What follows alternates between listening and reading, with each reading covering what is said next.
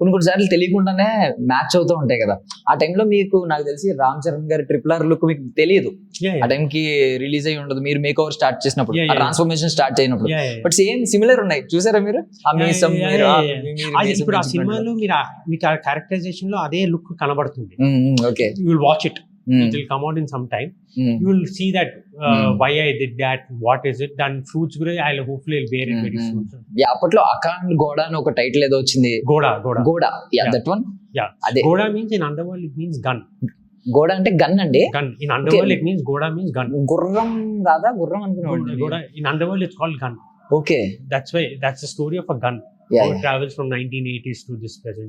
Okay. And Instagram లో మేము ఇంకా మీ వైల్డ్ లుక్ చూసాం, అంటే రగ్గడ్ లుక్, ఇంత బియర్డ్, ఇంత మస్టాచ్. అంటే ఈ మేక్ ఓవర్ లో మస్టాచ్ ఒకటే చూసాం, ట్రిపుల్ ఆర్ లో రామ్ చరణ్ గారిలా కనిపించారు.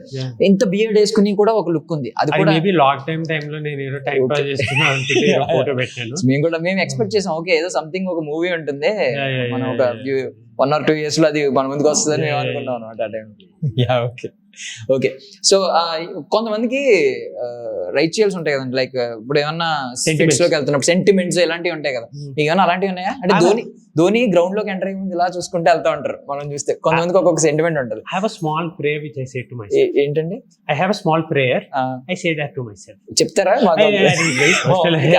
Very personal. That is something which I keep saying from my childhood. I say that because it gives me a sense of calmness, sense of happiness, positivity.